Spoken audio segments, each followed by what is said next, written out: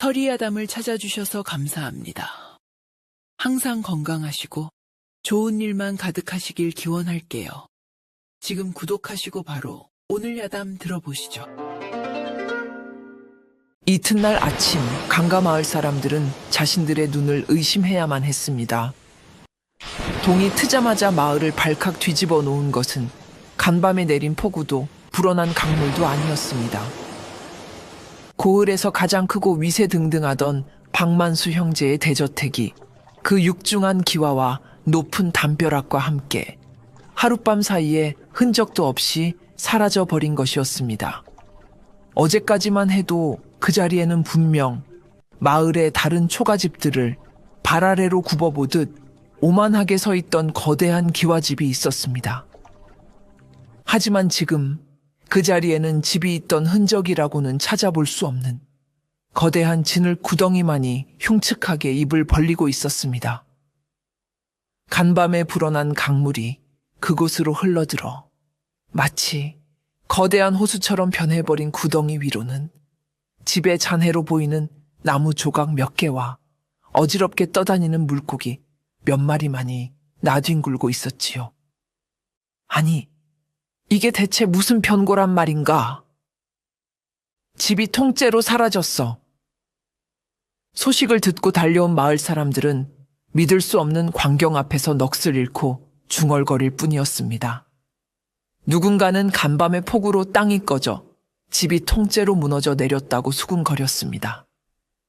또 누군가는 박만수 형제의 악행에 분노한 강의 신이 집을 통째로 들어다 강바닥에 처박아 버렸다고 두려움에 떨며 말했지요.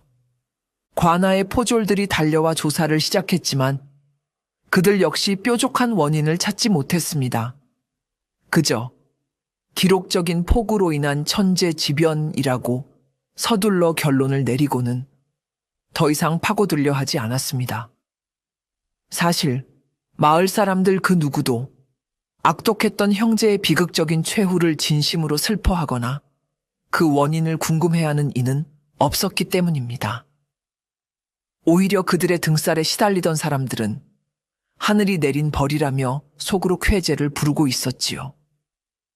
그들의 집은, 그리고 그들의 오만했던 삶은 그렇게 하룻밤 만에 강바닥보다 더 깊고 어두운 곳으로 영원히 사라져 버렸습니다. 아무도 그 진실을 알지 못했습니다.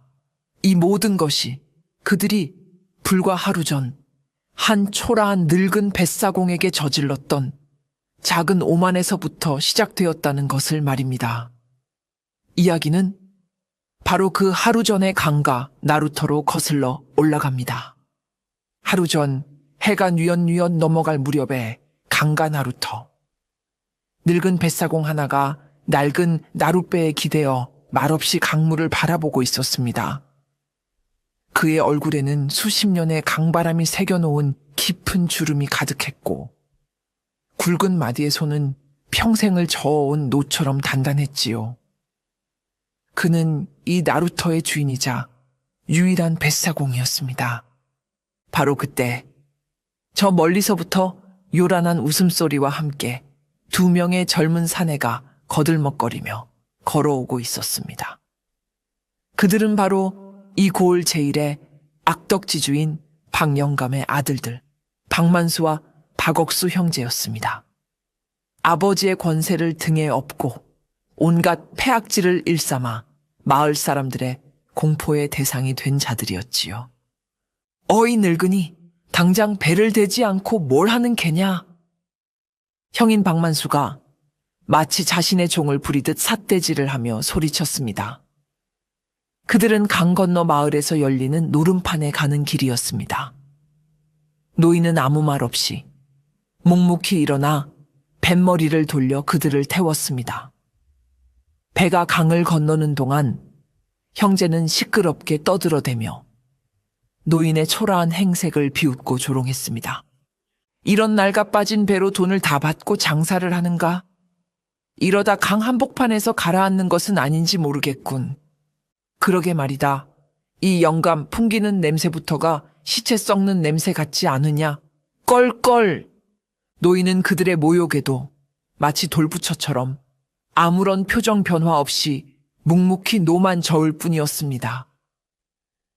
마침내 배가 강 건너 나루터에 닿자 형제는 무트로 훌쩍 뛰어내렸습니다. 노인이 말없이 손을 내밀어 뱃삭을 요구하자 동생 박억수가 어처구니 없다는 듯이 웃음을 터뜨렸습니다. 뭐, 뱃삭? 이 영감탱이가 노망이 들었나? 우리가 누군 줄 알고 감히 돈을 받으려 드는 것이냐? 이까진 낡은 배 한 번 공짜로 태워준 것을 가문의 영광으로 알아야지. 배은망덕한 늙은이 같으니. 박만수는 오히려 적반하장으로 노인의 앙상한 어깨를 거칠게 밀쳐냈습니다. 노인은 휘청거리며 하마터면 강물에 빠질 뻔했지요. 정 뱃삭이 아까우면 저승에 있는 내 놈의 조상에게나 가서 받아라. 우리는 바쁘니 이만 가보겠다. 형제는 마지막까지 조롱의 말을 퍼붓고는 보란듯이 등을 돌려 노름판을 향해 사라졌습니다. 그들의 등 뒤로 늙은 뱃사공은 아무 말 없이 그저 강물처럼 깊고 차가운 눈으로 그들이 사라진 방향을 오랫동안 응시하고 있을 뿐이었습니다. 박만수 형제가 시야에서 완전히 사라진 뒤에도 노인은 한동안 그 자리에 못 박힌 듯 서 있었습니다. 그의 얼굴은 여전히 무표정했고 그의 자세는 흐트러짐이 없었지요. 하지만 그의 눈빛만큼은 이전과는 미묘하게 달라져 있었습니다. 평소 강물처럼 모든 것을 그저 흘려보내는 듯 텅 비어있던 그의 눈동자 깊은 곳에서 아주 차갑고 날카로운 무언가가 마치 얼음 밑을 흐르는 물줄기처럼 서늘하게 일렁이고 있었습니다. 그는 천천히 고개를 들어 서쪽 하늘을 올려다보았습니다.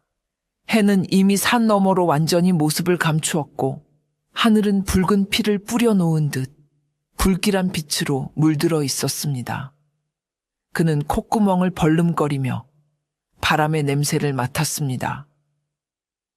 축축하고 비릿한 물의 냄새, 강 하류에서 불어오는 심상치 않은 바람이었습니다. 노인은 나지막이 마치 자기 자신에게 하는 말처럼 읊조렸습니다. 오늘 밤 강이 크게 울겠구나. 그의 목소리는 마른 낙엽이 바스락거리는 소리처럼 메마르고 조용했습니다. 하지만 그 안에는 단순한 날씨 예측을 넘어 곧 닥쳐올 거대한 운명을 예고하는 듯한 기묘하고도 섬뜩한 무게가 실려 있었지요. 그는 더 이상 그곳에 머물지 않았습니다. 그는 뱃머리를 돌려 자신의 나루터가 있는 강 이편으로 다시 노를 젓기 시작했습니다. 그의 노젓는 동작은 여느 때와 다름없이 느리고 규칙적이었지만 배가 물을 가르는 소리는 어쩐지 평소보다 훨씬 더 날카롭고 매섭게 들렸습니다. 나루터에 도착한 그는 배를 무트로 끌어올려 단단히 묶었습니다. 그리고는 마치 아주 중요한 의식을 치르기라도 하듯 자신의 낡은 삿갓을 고쳐 쓰고 허리춤에 차고 있던 작은 조롱박을 풀어 그 안에 든 마지막 남은 탁주 한 모금을 입에 털어 넣었습니다. 캬 하는 거친 소리와 함께 그의 눈빛은 더욱 깊고 차갑게 가라앉았습니다. 그는 더 이상 평범한 늙은 뱃사공이 아니었습니다. 그는 수십 년간 억눌러 왔던 과거의 자신, 탐관오리의 재물을 털어 가난한 이들에게 나눠주던 전설적인 의적두목, 비영의 모습으로 서서히 돌아오고 있었습니다. 노인이 무거운 발걸음으로 자신의 초라한 움막으로 돌아가려 할 때였습니다. 나루터 바로 옆 작은 주막의 문이 열리더니 주모인 월이가 그를 불러 세웠습니다. 월이는 젊은 나이에 남편을 잃고 홀로 어린 아들을 키우며 억척스럽게 살아가는 과부였습니다. 그녀는 마을의 다른 사람들이 늙은 뱃사공을 음침하다며 피할 때도 유일하게 그를 업신여기지 않고 따뜻한 마음으로 대해주는 사람이었지요. 어르신, 이리 들어와 뜨끈한 국밥이라도 한 그릇 하고 가시지요. 월이는 이미 장터 사람들을 통해 박만수 형제가 노인에게 저지른 무례한 짓을 전해 들은 뒤였습니다. 그녀는 노인의 지친 어깨와 쓸쓸한 뒷모습이 남일 같지 않아 마음이 쓰였던 것입니다. 노인은 말없이 고개를 저었지만 월이는 막무가내였습니다. 사양 마시고 어서요. 제가 오늘 장사가 잘 되어 어르신께 국밥 한 그릇 대접하고 싶어서 그럽니다. 그녀는 거의 방황제로 노인의 팔을 이끌어 주막 안가장 따뜻한 아랫목으로 안내했습니다. 잠시 후 김이 모락모락 나는 뜨끈한 국밥 한 그릇이 노인의 앞에 놓였습니다. 변변한 고기 한 점 없었지만 구수한 국물과 넉넉하게 담긴 밥은 허기진 노인의 속을 덮여주기에 충분했습니다. 나쁜 놈들 때문에 너무 속상해 마시지요.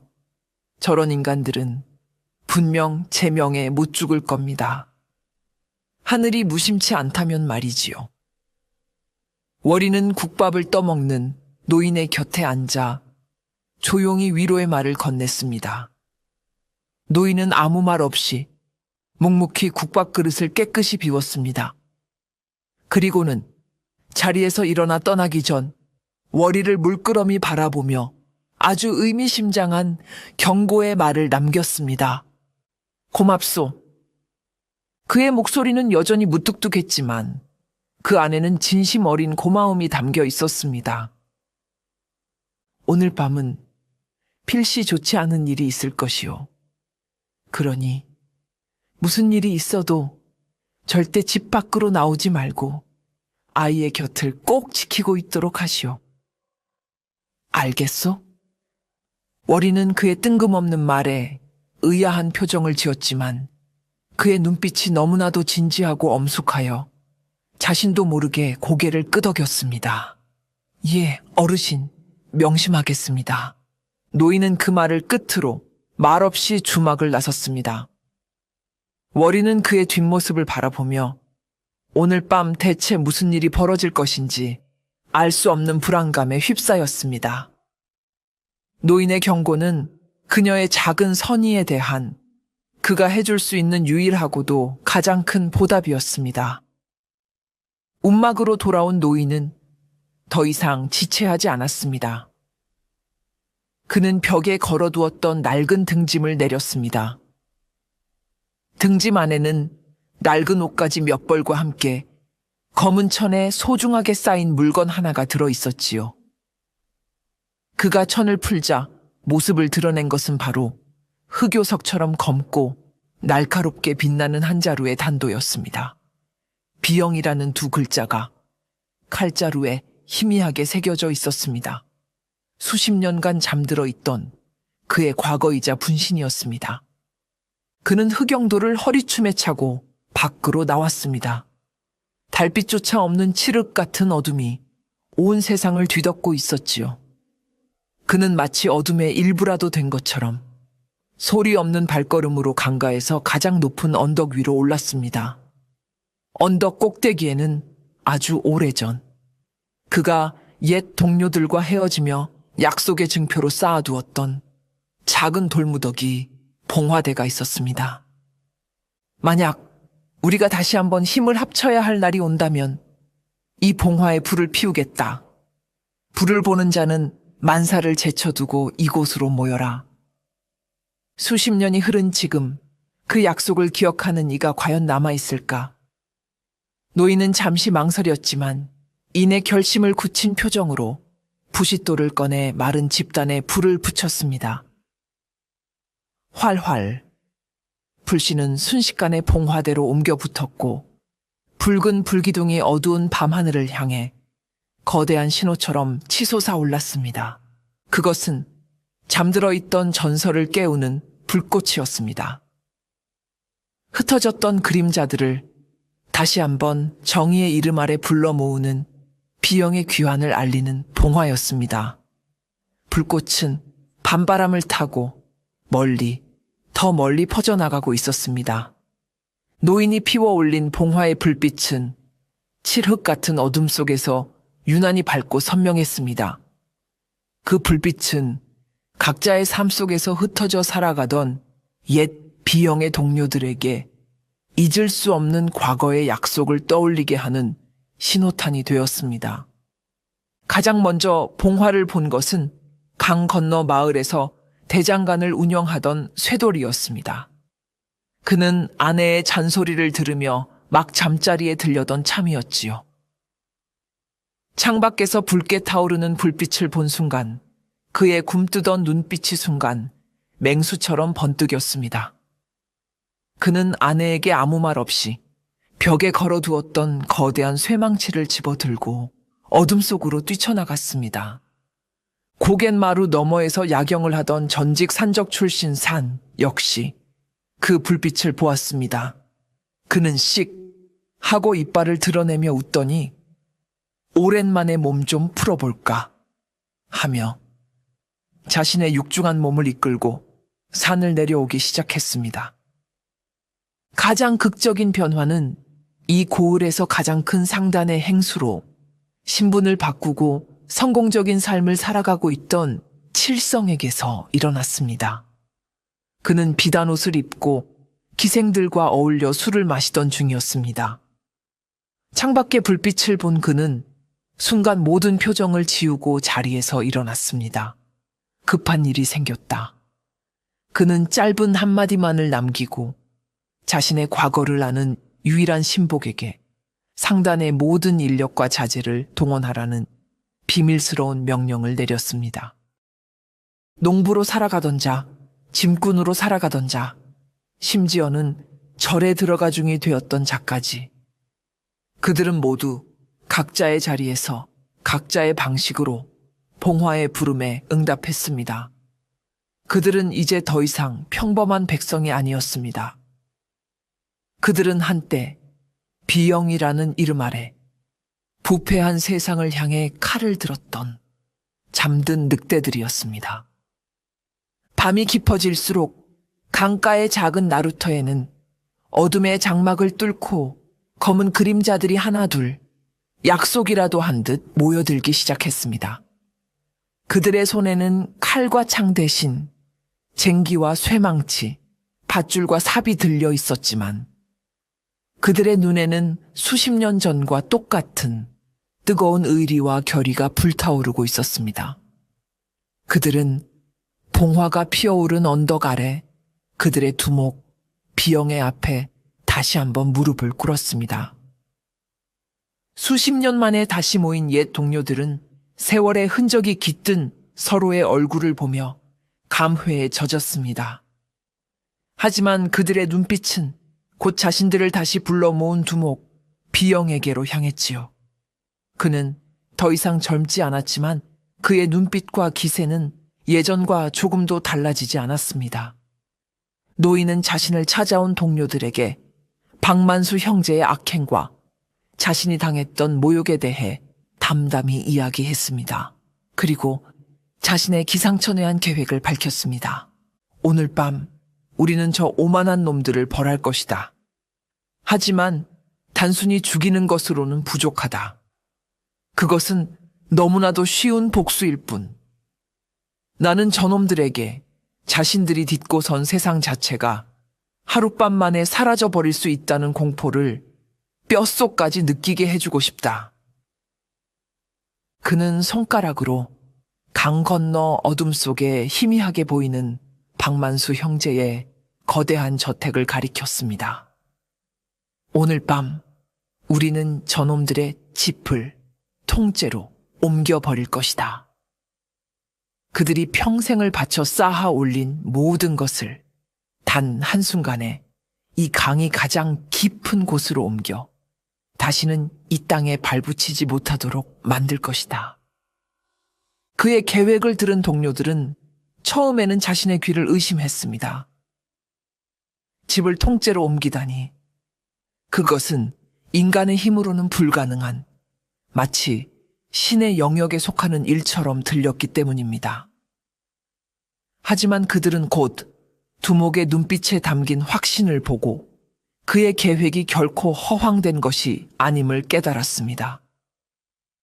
그들은 비영 시절 상상을 초월하는 그의 대담하고 치밀한 계획을 몇 번이고 성공시켜왔던 경험이 있었기 때문입니다. 두목님, 저희에게 명을 내려주십시오. 칠성이 앞으로 나서며 외쳤습니다.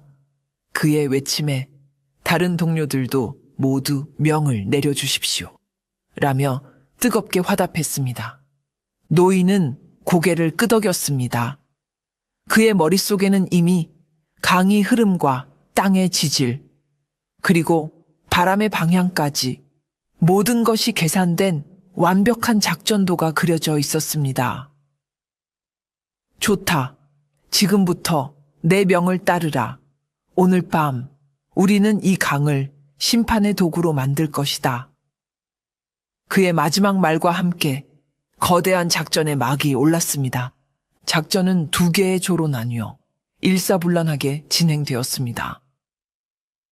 첫 번째 조는 강의 흐름을 바꾸는 임무를 맡았지요. 그들의 목표는 강 상류에 있는 낡고 오래된 둑이었습니다. 그 둑은 본래 박만수 형제의 집 쪽으로 흐르던 작은 물줄기를 막고 농경지로 물을 대기 위해 인위적으로 만들어진 것이었습니다. 칠성이 이끄는 첫 번째 조는 그가 상단에서 동원한 수백 개의 텅 빈 쌀가마니와 질긴 밧줄, 그리고 수많은 나무 널빤지를 이용해 밤의 어둠을 틈타 강의 본류 한가운데에 임시댐을 쌓기 시작했습니다. 그들은 물의 흐름과 압력을 정확히 계산하여 강물이 둑 쪽으로 더욱 거세게 쏠리도록 물의 방향을 교묘하게 비틀었지요. 동시에 대장장이 쇠돌이 이끄는 다른 대원들은 낡은 둑의 가장 약한 부분을 찾아냈습니다. 그들은 쇠정과 망치를 이용해 둑의 기반이 되는 바위에 눈에 보이지 않는 미세한 균열들을 만들어내기 시작했습니다. 겉보기에는 멀쩡했지만 둑의 내부는 이제 작은 충격에도 와르르 무너져 내릴 수 있을 만큼 약해져 있었습니다. 그들의 작업은 정교하고 치밀했습니다. 그들은 한때 탐관오리의 비밀 금고를 담벼락 하나 허물지 않고 통째로 뜯어냈던 조선 최고의 기술자들이었습니다. 그들에게 낡은 둑 하나를 허무는 것은 그리 어려운 일이 아니었습니다. 모든 준비가 끝나자 그들은 마지막으로 둑의 균열이 간 곳에 굵은 밧줄 수십 개를 연결했습니다. 그리고 그 밧줄의 반대편 끝은 강 건너편의 거대한 나무에 단단히 묶어두었지요. 모든 준비는 끝났습니다. 이제 신호만 떨어지면 밧줄을 당겨 둑을 무너뜨리고 성난 강물을 박만수 형제의 집으로 흘려보낼 수 있게 된 것입니다. 첫 번째 조가 강의 흐름을 바꾸는 동안 노인이 직접 이끄는 두 번째 조는 더욱 위험하고 은밀한 작업을 시작했습니다. 그들의 임무는 박만수 형제 저택의 집안 자체를 거대한 함정으로 만드는 것이었습니다. 그들은 두더지처럼 칠흑 같은 어둠을 틈타 저택의 담벼락 밑으로 땅굴을 파고 들어가기 시작했습니다. 전직 광부 출신이었던 대원들의 솜씨는 놀라웠습니다. 그들은 소리 하나 내지 않고 하룻밤 사이에 거미줄처럼 복잡한 땅굴을 저택의 집안 바로 아래까지 연결하는 데 성공했습니다. 땅굴이 완성되자 그들은 더욱 대담한 작업을 벌였습니다. 바로 저택을 떠받치고 있는 땅의 흙을 조금씩 파내어 밖으로 빼내는 것이었습니다. 그들은 건물의 하중을 정확히 계산하여 집이 당장 무너지지 않을 만큼만 기둥과 주춧돌 아랫부분의 흙을 정교하게 파내었습니다. 겉은 멀쩡했지만 저택의 집안은 이제 마치 벌집처럼 속이 텅 빈 위태로운 상태가 된 것입니다. 그리고 마지막 작업. 그들은 강가에서부터 이어지는 비밀 수로를 파서 텅 비어버린 집안 아래 공간으로 강물을 채워 넣기 시작했습니다. 차가운 강물이 스며들며 남은 흙들을 녹이고 집안은 거대한 진흙 구덩이로 변해갔습니다. 이제 저택은 단단한 땅 위가 아닌 얇은 흙 껍질 위에 아슬아슬하게 얹혀있는 모래성과도 같은 신세가 되었습니다. 이 모든 작업이 단 하룻밤 사이에 저택 안에서 잠든 그 누구도 눈치채지 못하게 소리 없이 진행되었습니다. 노인과 그의 동료들이 가진 상상을 초월하는 기술과 조직력, 그리고 치밀함이 있었기에 가능한 일이었습니다.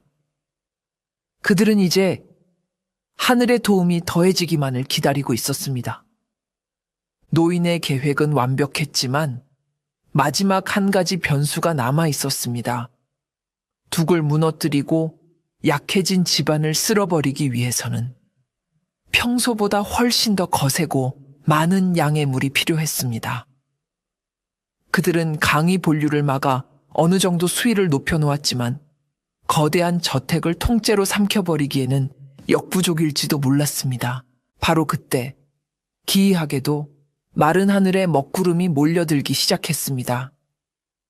노인이 하늘을 올려다보며 오늘 밤 강이 울 것이라고 예언했던 그대로였습니다. 어디선가 불어온 축축한 바람이 순식간에 하늘을 뒤덮었고 이윽고 굵은 빗방울이 후두둑 떨어지기 시작했습니다. 빗줄기는 시간이 갈수록 점점 더 거세졌습니다. 마치 하늘의 구멍이라도 뚫린 듯 장대비가 쏟아져 내렸습니다. 천둥과 번개가 밤하늘을 갈랐고 강물은 성난 짐승처럼 불어나기 시작했지요. 이것은 그저 우연이었을까요? 아니면 악행을 심판하려는 하늘의 분노였을까요? 노인과 그의 동료들은 쏟아지는 비를 온몸으로 맞으며 이것이 하늘이 자신들의 편을 들어주는 것임을 직감했습니다. 폭우는 그들의 계획에 마지막 날개를 달아주었습니다. 불어난 강물은 그들이 임시로 쌓아놓은 댐을 금방이라도 터뜨릴 듯 맹렬한 기세로 낡은 둑을 향해 돌진했습니다. 그리고 쏟아지는 빗물은 바뀐 물길을 따라 박만수 형제의 저택 주변 땅으로 새우며들며 이미 약해질 대로 약해진 집안을 더욱 질척하게 만들고 있었습니다. 모든 조건이 완벽하게 갖추어졌습니다. 이제 마지막 순간만이 남아 있었습니다. 노인은 언덕 위에서 맹렬하게 불어나는 강물과 어둠 속에 잠긴 저택을 번갈아 내려다보았습니다. 그리고는 결단의 순간이 왔음을 깨닫고 손을 들어 신호를 보냈습니다. 노인의 신호가 떨어지자 강 건너편 나무에 숨어있던 대원들이 두 개 연결된 수십 개의 밧줄을 일제히 당기기 시작했습니다. 영차, 영차! 빗소리와 천둥소리에 묻혀 그들의 우렁찬 기합소리가 울려 퍼졌습니다. 이미 내부에서부터 균열이 가고 외부에서는 성난 강물이 맹렬하게 압박하고 있던 낡은 둑은 그들의 마지막 힘을 이기지 못했습니다. 콱콱광! 둑은 거대한 굉음과 함께 한순간에 와르르 무너져 내렸습니다. 그동안 억눌려 있던 엄청난 양의 강물이 마치 성난 용처럼 포효하며 새롭게 열린 물길을 따라 쏟아져 들어갔습니다. 그 물길의 끝은 바로 박만수 형제의 저택이었습니다. 한편 저택 안에서는 노름판에서 돌아와 늦은 잠에 빠져 있던 박만수 형제는 갑작스러운 집의 흔들림에 잠을 깼습니다. 지진이다. 그들이 우왕좌왕하는 사이 집의 집안은 이미 한계에 다다르고 있었습니다. 마침내 거대한 강물이 저택의 기반을 덮치는 순간 모든 것이 끝났습니다. 쿠르르르릉 땅이 꺼지는 듯한 굉음과 함께 거대한 기와집은 마치 모래성처럼 자신 아래에 만들어진 거대한 진을 구덩이 속으로 통째로 빨려 들어가기 시작했습니다. 우와! 집 안에서 잠자던 형제들은 비명을 지를 틈도 없이 기울어지는 집과 함께 차가운 진흙과 강물 속으로 가라앉았습니다. 거대한 기와지붕이 먼저 진흙 속으로 처박혔고 이어서 육중한 기둥과 벽들이 마치 종이 상자처럼 찌그러지며 사라져 갔습니다. 모든 것은 불과 눈 깜짝할 사이에 벌어진 일이었습니다. 거대한 저택이 있던 자리에는 이제 거대한 진흙 구덩이와 그 위를 소용돌이치며 채우는 흙탕물만이 남았을 뿐이었습니다. 박만수 형제의 저택이 진흙 구덩이 속으로 완전히 사라진 뒤에도 자연의 심판은 끝나지 않았습니다. 무너진 둑에서 쏟아져 나온 엄청난 양의 강물과 폭우로 인해 산에서 쓸려 내려온 토사가 거대한 웅덩이를 메우기 시작했습니다. 흙탕물은 몇 시간 동안 그 자리를 맴돌며 집의 마지막 남은 흔적들마저 깊은 진흙 속으로 끌어내렸습니다. 그리고 밤이 지나고 아침이 밝아왔을 때 그곳에는 더 이상 아무것도 남아있지 않았습니다. 거대한 기와집도, 그 안에서 비명을 지르던 사람도, 심지어는 집이 무너져 내리며 만들었던 거대한 구덩이조차 모두 사라지고 없었습니다. 그 자리에는 마치 처음부터 그랬다는 듯 간밤의 폭우로 강물이 범람하여 만들어진 축축한 진흙벌과 물웅덩이만이 드넓게 펼쳐져 있을 뿐이었습니다. 노인과 그의 동료들은 이 모든 광경을 언덕 위에서 말없이 지켜보았습니다. 그들의 작전은 완벽하게 성공했습니다. 그들은 단순한 살인이나 파괴가 아닌 소멸을 만들어낸 것입니다. 박만수 형제의 존재 자체를 이 땅의 지도 위에서 그리고 사람들의 기억 속에서 지워버린 것입니다. 그들은 자신들이 저지른 일의 흔적을 남기지 않았습니다. 강의 흐름을 바꾸기 위해 쌓았던 임시댐은 불어난 강물에 자연스럽게 떠내려가 버렸고 땅속에 팠던 땅굴은 무너진 토사에 묻혀 영원히 사라졌습니다.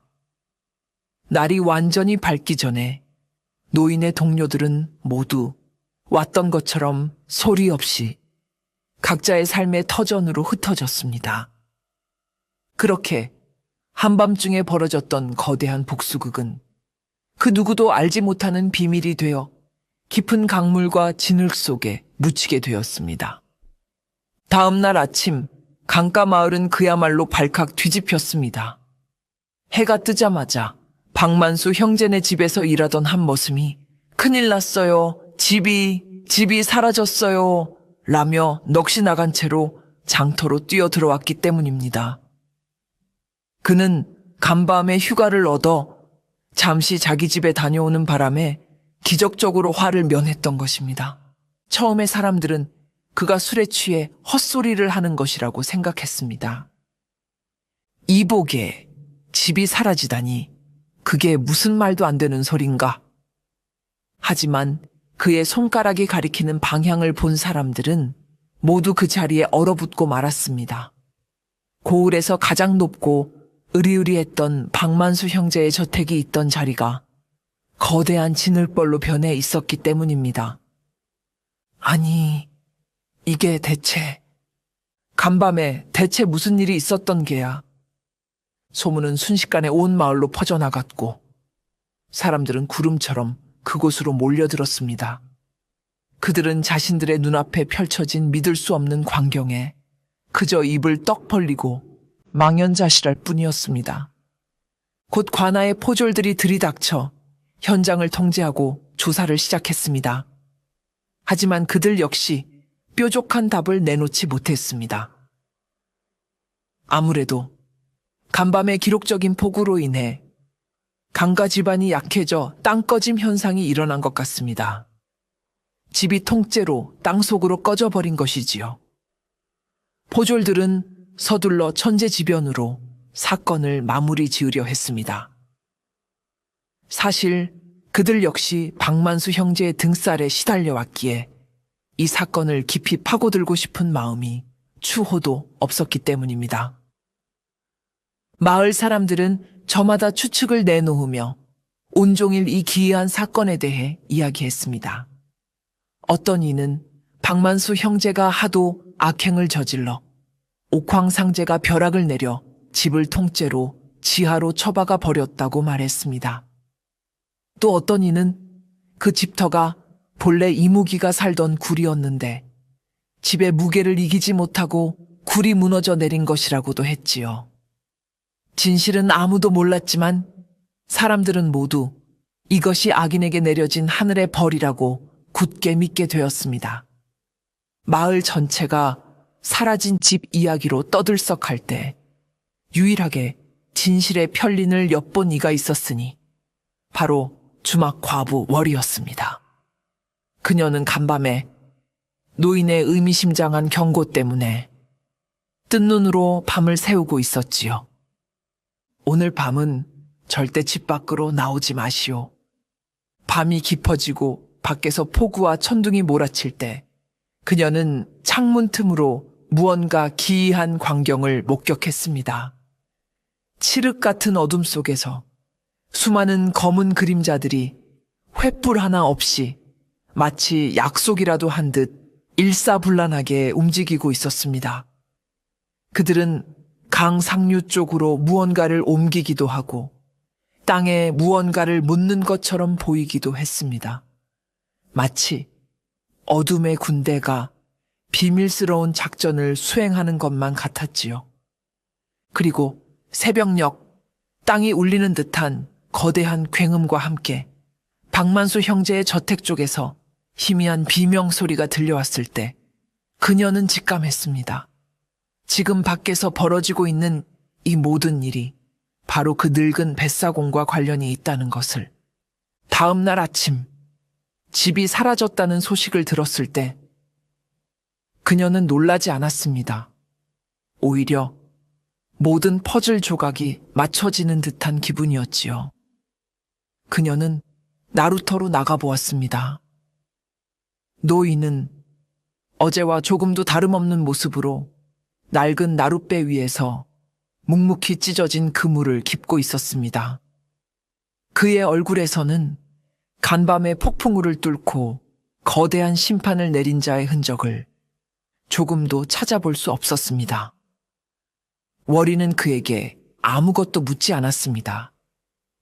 그녀는 그저 평소처럼 그에게 다가가 어르신, 어제 푹 주무셨습니까? 하고 안부를 물을 뿐이었지요. 노인은 고개도 들지 않은 채 강물 소리가 요란해서 잠을 좀 설쳤소. 하고 무심하게 대답했습니다. 월이는 그 대답의 진짜 의미를 깨닫고 속으로 미소를 지었습니다.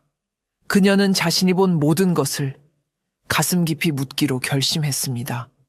그것은 자신에게 따뜻한 국밥 한 그릇에 온정을 베풀어준 늙은이에 대한 그녀만의 의리이자 보답이었습니다. 사건이 있고 며칠 뒤 형식적인 조사를 위해 관아의 포졸 2명이 나루터로 늙은 뱃사공을 찾아왔습니다. 그들은 처음부터 노인을 의심한 것은 아니었지만 그가 사건 현장에서 가장 가까운 곳에 살고 있었기에 탐문을 나온 것이었지요. 영감. 포졸 중 하나가 거만한 태도로 노인을 불렀습니다. 며칠 전 밤 박만수 형제의 집이 사라졌을 때 혹시 무언가 이상한 것이나 수상한 사람을 보지는 못했소. 노인은 하던 그물질을 멈추지 않은 채 고개도 들지 않고 퉁명스럽게 대답했습니다. 밤에는 잠을 자는 법이니 본 것이 없소. 하지만 그날 밤 유독 비바람이 거세고 천둥이 쳤는데 아무 소리도 듣지 못했단 말이오. 그제야 노인은 천천히 고개를 들었습니다. 그는 포졸들을 마치 귀찮은 날벌레를 보는 듯한 눈으로 한번 쓱 훑어보고는 다시 강물을 바라보며 말했지요. 강가에 평생을 살았소. 비바람 소리, 천둥 소리는 이 늙은이에게는 자장가나 다름없지. 헌데 그날 밤 강물 우는 소리가 유독 서럽게 들리기는 하더군. 강물 우는 소리라니 그게 무슨 뜻이오? 노인은 낡은 나룻배에 노를 잡고 강 한복판으로 천천히 배를 저어 나갔습니다. 그는 포졸들을 등진 차에 마치 혼잣말처럼 하지만 그들이 모두 들을 수 있는 목소리로 말했습니다. 이 강물은 수천 년을 여기서 흐르며 모든 것을 보고 모든 것을 기억하는 법이지요. 제 것이 아닌 것을 탐하는 자, 힘없는 자를 억누르는 자, 오만한 자. 강물은 그런 자들을 결코 가만두지 않는 법입니다. 때가 되면 제품으로 모두 데려가지요. 그는 멀어져 가며 마지막 말을 툭 던졌습니다. 아마 그 형제들도 강물이 데려갔을 겁니다. 그의 말은 그저 늙은 뱃사공에 미신 섞인 푸념처럼 들렸지만 포졸들은 왠지 모르게 등골이 서늘해지는 것을 느꼈습니다. 그들은 더 이상 아무것도 묻지 못하고 서로 얼굴만 쳐다볼 뿐이었습니다. 박만수 형제가 사라진 사건은 천재지변으로 종결되었습니다. 하지만 백성들 사이에서는 그들의 이성으로는 설명할 수 없는 이 기이한 사건을 둘러싼 새로운 이야기가 피어오르기 시작했습니다. 그 이야기의 중심에는 이제는 아득한 전설이 되어버린 한 의적의 이름이 있었습니다. 자네, 비영이라고 들어봤는가? 주막에 모여 앉은 사내들이 목소리를 낮춰 속삭였습니다. 수십 년 전 홀연히 나타나 탐관오리의 재물만을 털어 바람처럼 사라졌다는 그 전설 속의 의적 말인가? 바로 그 일세. 듣자 하니 그 비영과 그의 동료들은 단순히 도둑질만 잘하는 것이 아니라 땅의 흐름을 읽고 물길을 바꾸는 신묘한 재주까지 가졌었다더군. 그들이 마음만 먹으면 성 하나를 하룻밤 만에 물에 잠기게 할 수도 있었다지 뭔가. 설마 이번 일이 그 비영의 소행이란 말인가? 쉿, 조용히 하게. 하지만 이상하지 않은가? 박만수 형제가 사라진 그날 밤, 강 건너 마을에서 아주 오래된 봉화가 타오르는 것을 본 사람이 있다더군. 그리고 그날 밤 유독 낯선 외지인들이 이 마을을 많이 다녀갔다는 소문도 있고 말이야. 소문은 꼬리에 꼬리를 물고 살이 붙어 어느새 하나의 거대한 영웅담으로 부풀어 올랐습니다. 사라진 줄 알았던 의적 비영이 수십 년 만에 돌아와 악독한 박만수 형제를 심판했다. 는 이야기는 박만수 형제의 악행에 시달려왔던 백성들에게는 가뭄의 단비와도 같은 통쾌한 소식이었습니다. 그들은 자신들을 대신하여 부당한 권력에 맞서 싸워준 보이지 않는 영웅의 존재에 열광했습니다.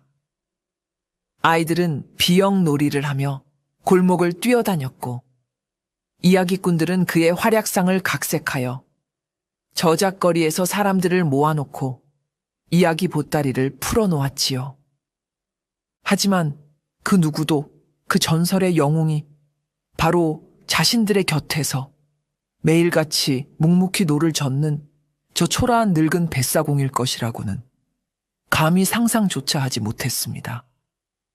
박만수 형제라는 거대한 악의 축이 사라지자 강가 마을에는 거짓말처럼 평화가 찾아왔습니다. 더 이상 그들의 횡포에 시달리며 헐값에 땅을 빼앗기는 사람도 부당한 빚에 쪼들려 야반 도주하는 사람도 없었지요. 장터는 예전보다 더욱 활기를 띠었고 사람들의 얼굴에는 오랜만에 진정한 웃음꽃이 피어났습니다. 그리고 마을 사람들 사이에는 작은 변화가 생겨났습니다.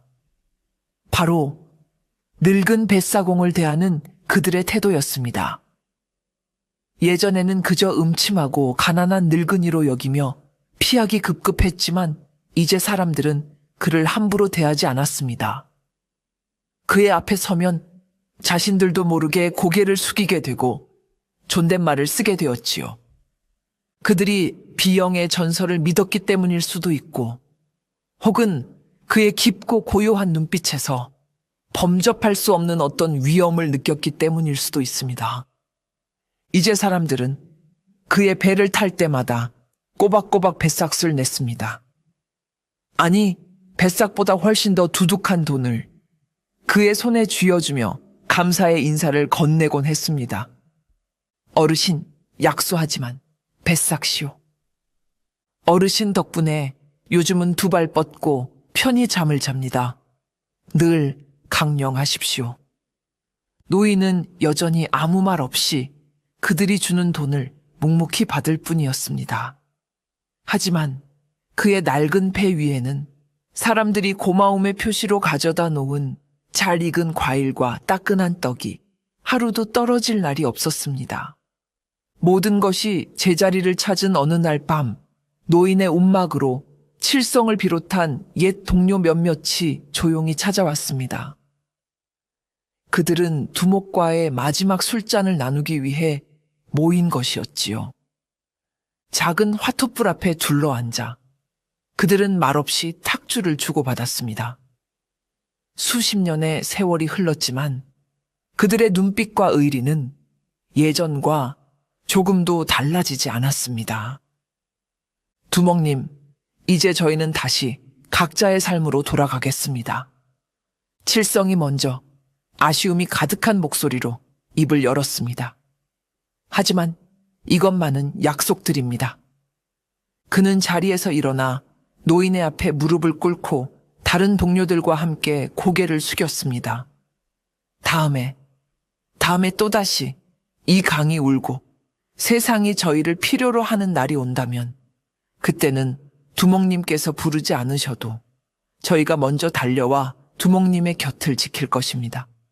그것은 변치 않는 충심의 맹세였습니다. 노인은 말없이 그들의 잔에 술을 가득 채워주었습니다. 고맙다. 그것이 그가 한 말의 전부였습니다. 그날 밤 그들은 뜬 눈으로 자신들의 젊었던 시절과 비영으로 살았던 영광의 순간들을 추억했습니다. 그리고 날이 밝아오자 그들은 왔던 것처럼 소리 없이 안개 속으로 흩어졌습니다. 다시 평범한 상인으로, 농부로, 대장장이로 돌아가 자신들의 삶을 묵묵히 살아갈 것입니다.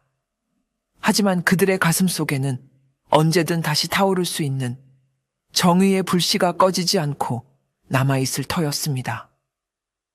옛 동료들이 모두 떠나고 나루터에 다시 혼자 남게 된 노인은 왠지 모를 깊은 허탈감에 휩싸였습니다. 길었던 복수는 끝났지만 그의 마음은 여전히 텅 비어 있는 듯 했지요. 수십 년간 그를 지탱해왔던 분노와 목적의식이 사라지자 그는 다시 길 잃은 늙은이가 된 것만 같았습니다. 그가 멍하니 강물만 바라보고 있을 때 주막 과부 월이가 소반을 들고 그에게 다가왔습니다.